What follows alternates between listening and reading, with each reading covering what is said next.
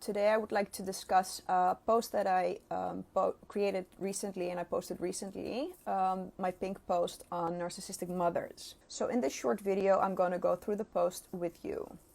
We might have a narcissistic mother when, while reading this post, our response is immediate and without a doubt, no, that's not my mom.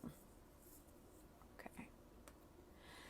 We become defensive instead of curious to find out if it might be true, to be curious if our mother could be narcissistic or not, when fear gets triggered. And in this case, fear might be triggered because of guilt that is being triggered. Guilt gets triggered when someone's ego feels attacked. In this case, it could be the mother's ego that we imagine that might feel attacked. By the way, this all goes very subconsciously. So it might even be that when you're hearing this, and even if it happens to you, that you're not even aware of it. So this post is only to make you aware and see if it could be the case, and if so, if it somehow has affected you. To be able to meet your needs and to set your boundaries properly. So some basic education on narcissism, because there's a lot of information out there and I'm really trying to get the essence out for people. I don't care that much about labeling. If someone is a narcissist or not, wouldn't have to matter that much, because stick to our needs and our boundaries, and that's our responsibility. And if someone is narcissistic or not, it shouldn't matter as long as we do our job correctly of setting those boundaries. Of course, when people haven't developed proper boundaries, especially when we're grown by egocentric parents who haven't been able to acknowledge our boundaries, we're gonna struggle setting those boundaries. Here we go. We develop narcissism when we have a good heart. Everyone has a true self and a good heart with good intentions. So a narcissistic person is not necessarily a bad person, but when we have suffered as a child to the extent that our ego had to take over, we can develop narcissism. So at the point that we're suffering emotionally and we're not developing self-worth, because a child doesn't have any self-worth to begin with, it needs to develop with the help of the parents of unconditional acceptance. If a child doesn't get that sufficiently, we get too little and the ego has to take over for emotional survival and to be able to function. So it's not like a person chooses to be egocentric, narcissistic, overstep other people's boundaries. No. It's unfortunately a luxury they can't afford. Their ego, their defense mechanism, their survival mechanism had to take over to survive. The problem is that this survival mechanism has side effects, and that affects others as well. And that's why we need to be aware of it. So unfortunately, the ego will feel attacked and betrayed, even when it's not the case. And this is going to affect other people around them, and especially children who have no clue what's happening and believe that the parent is almighty and knows everything and is right. A child hasn't asked to be born. A mother needs to meet a child's need and not the other way around. So we were born and we have all these needs, and it's our parents' job to meet our needs. We didn't ask to be born and to meet our parents' needs. Unfortunately, with narcissistic dynamics, to protect the fragile sense of self of a narcissistic mother, the ego will have to believe the opposite. The ego, the true narcissistic mother, perhaps she won't say it out loud, but really believes that the child should be extremely grateful to have her as a mother, instead of the other way around. And will, unfortunately, because a narcissistic person hasn't got the luxury to differentiate between themselves and other people, will think that the child is an extension of the self. So that means that it won't see the child as its own separate human being with its own needs. So it will treat the child as if they will project their own needs onto the child. So for instance, if a father wants badly for its child to take guitar lessons, and it will push the child to do it by guilt tripping the child if it's not going to do it. So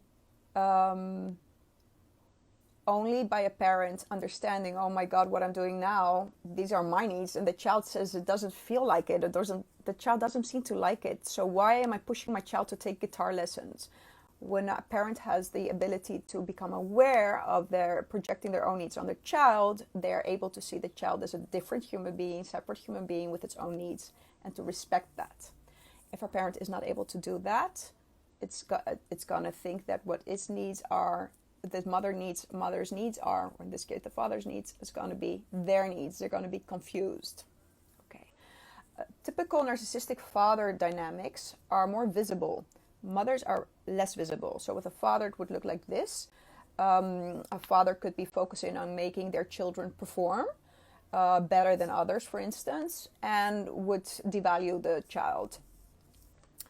Typical narcissistic mother dynamics are much more invisible. I used to usually call it like the Mother Teresa dynamics. So when someone has a Mother Teresa profile, like self-sacrificing, amazing human being, then my alarm bells go off. So a typical narcissistic dynamics could look like this. She will self-sacrifice, but according to what she thinks we need, not according to what we need or the child needs, and expecting appreciation for it in return. Normally, when we do a good deed or self-sacrifice, we wouldn't expect something in return, but the ego does, and the narcissistic mother does. So it's not truly self-sacrificing, if you would look at it from that perspective. Okay.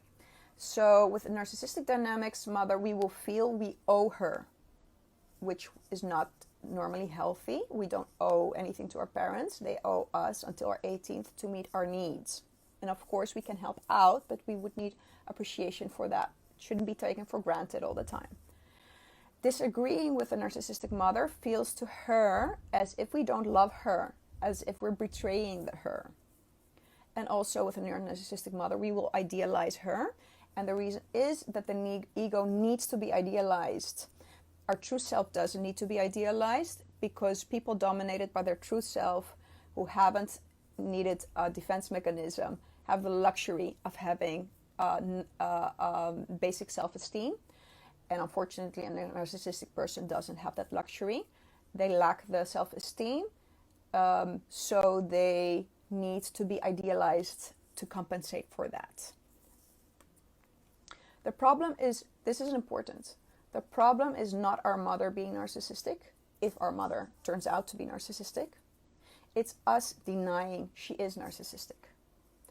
By denying her strong survival mechanism, we deny it affects us, and thereby denying a healthy relationship with ourselves and our mom based on equality instead of on enmeshment / on guilt.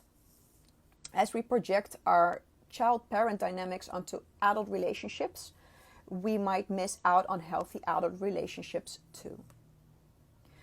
We respect our mom and ourselves by accepting her survival mechanism and not expecting her to change or even to respect our boundaries, because an egocentric person, like a narcissistic person, won't even be able to see our boundaries. That's the whole point, because we are an extension to themselves. So they won't understand if we would have separate needs of them. They will become annoyed and feel attacked and whatever. So good luck expecting them to respect our boundaries. Does that mean that we should let them walk all over us? No. It means that we need to do an extra good job of setting our boundaries and sticking to them. When we understand this, we can start grieving the mom we never had. A mom able to unconditionally accept us, validating our needs separate of hers, and to be happy when we disagree with her, because she'll see it as a sign of autonomy of us instead of an attack or betrayal. As soon as we accept that and we go through the grieving process, we can start appreciating our mom the way she is, with her flaws as well as with her beauty.